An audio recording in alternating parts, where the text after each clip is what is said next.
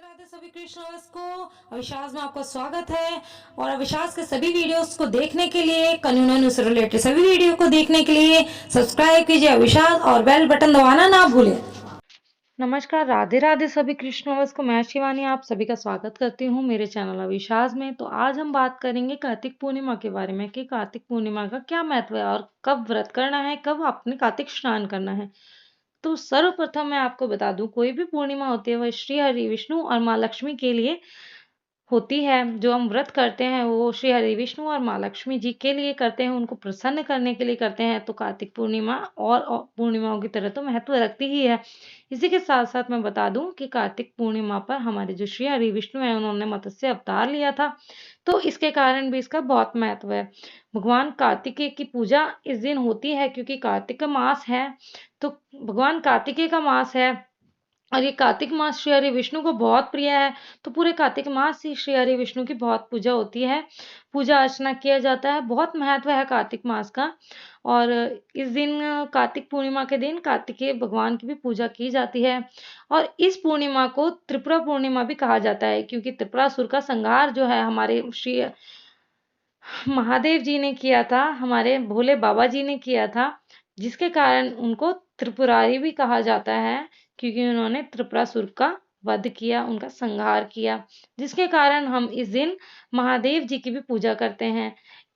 इस जो है दिन भगवान जो ब्रह्मदेव हैं, जो वह पृथ्वी पर आए थे, तब ब्रह्मकुंड का भी निर्माण आज ही के दिन हुआ था, यानी कि कार्तिक पूर्णिमा के दिन। तो कार्तिक पूर्णिमा के दिन ब्रह्म सरोवर यानी कि पुष्कर जो नदी है वहां पर नहाने का बहुत ही महत्व है, दीपदान का बहुत महत्व है। आप सभी को पता है कि पूरे भारत में सिर्फ और सिर्फ एक ही मंदिर है जो कि पुष्कर राजस्थान में है, ब्रह्मा जी का। इसके अलावा ब्रह्मा जी का कोई मंदिर पूरे भारत में नहीं है, भारत में क्या अदर जगह भी नहीं है।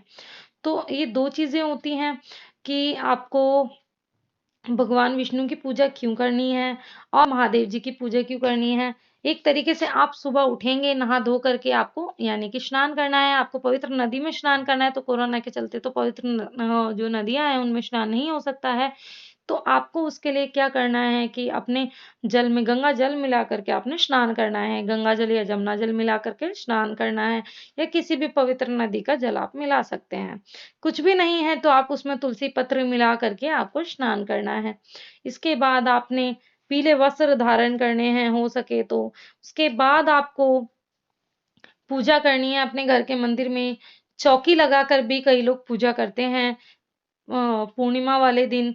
तो आप जैसा मर्जी आप कर सकते हैं, जैसी आपको सुविधा हो, सुविधा के अकॉर्डिंग ही हमें काम करना चाहिए, पूजा करनी चाहिए या और भी रूल्स अपनाने चाहिए। तो जब आप श्री हरि विष्णु के लिए पूजा करते हैं तो अगर उन्हें आप वस्त्र अर्पित करेंगे तो पीले वस्त्र अर्पित करेंगे, माँ लक्ष्मी को आप लाल वस्त्र अर्पित करेंगे, और भगवान कार्तिक को अगर आपको वस्त्र अर्पित करना है तो आप लाल वस्त्र अर्पित करेंगे और फूल अर्पित करेंगे, वो भी लाल अर्पित करेंगे।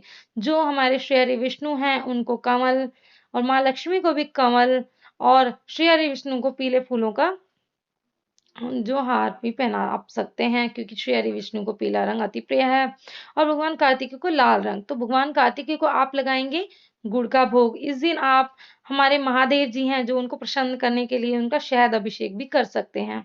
आपको श्री हरि विष्णु को केले का भोग लगाना है और माता जो हमारी माँ लक्ष्मी हैं उनको आपको खीर का भोग लगाना है। इस दिन तुलसी जी का भी पूजन का बहुत महत्व है। जैसे कि आप सभी को पता है देवउठान से तुलसी विवाह शुरू हो जाते हैं जिसकी समाप्ति कार्तिक पूर्णिमा के दिन होती है। तो आप कार्तिक पूर्णिमा वाले दिन भी तुलसी जी की पूजा अर्चना कीजिएगा। दीपदान का अति महत्व है इस माह में, पूरे माह में ही कार्तिक माह में बहुत महत्व है स्नान दान व्रत दीपदान का।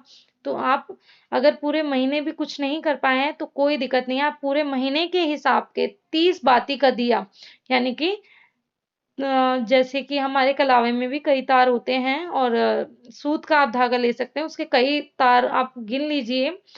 तो इस हिसाब से आप 11 तार, 7 तार, 21 तार, या पूरे कार्तिक मास के हिसाब से 30 तार, या 335 यानी पूरे साल के हिसाब से 335 तार का जो है वो एक बाती बना लेंगे और उससे आप दीपदान करेंगे, यानी कि दीवा अपने जलाना है।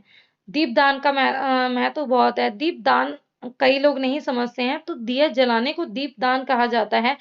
पवित्र नदियों में होता है, पवित्र स्थलों पे होता है, मंदिरों में होता है, तुलसी जी पर होता है। इस माह में पथवारी जी भी लगाई जाती है। कई जगहों में पथवारी जी की पूजा होती है। वो यहाँ पर मैं भी करती हूँ।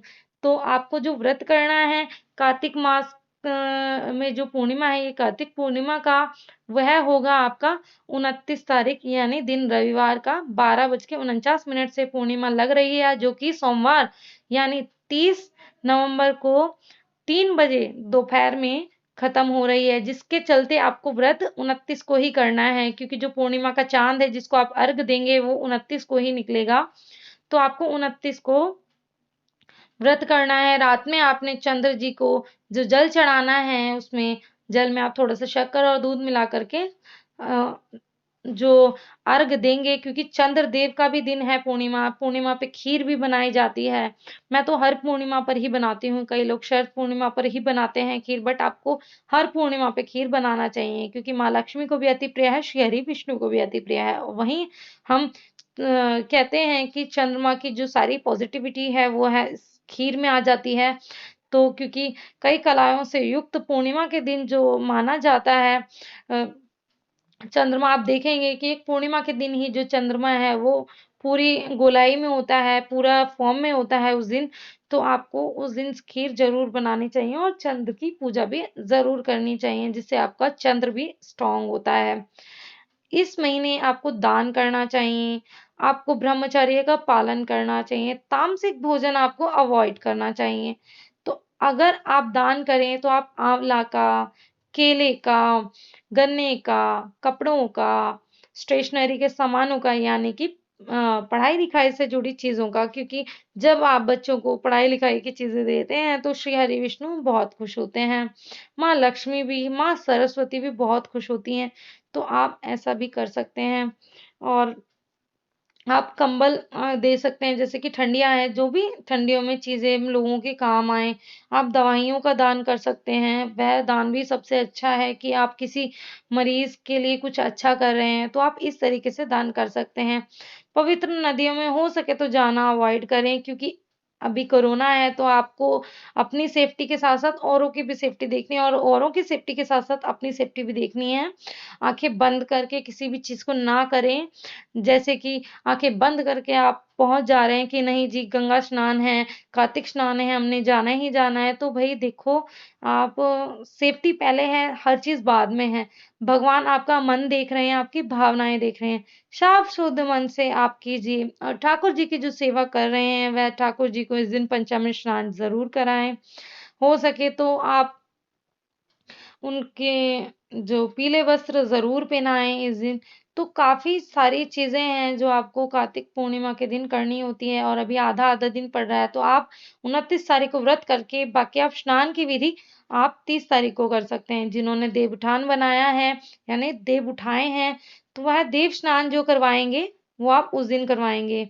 30 तारीख को आपको सोमवार के दिन सुबह-सुबह देव स्नान कराना है। देव दिवाली आपने कार्तिक पूर्णिमा को मनानी है, क्योंकि त्रिपुरासुर का जो संहार हमारे महादेव जी ने किया था, तो इस कारण इस दिन देव दिवाली भी मनाई जाती है। तो आप दीप जला सकते हैं, दीप दान कीजिए। दीप दान का देव दिवाली पे बहुत, बहुत, बहुत महत्व होता है, वो आप ज़रूर कीजिए। अपने घर के हर कमरे में 1 दिया ज़रूर आप इस दिन जलाएँ। आप हो सके तो दिवाली की तरह भी दिए लगा सकते हैं, वो आपकी क्षमता के ऊपर है। मैं नहीं कहूँगी कि आपकी क्षमता से ऊपर आप कुछ भी काम करिए, चाहे वह क्षमता फाइनेंशियली हो, चाहे फिज़िकली हो।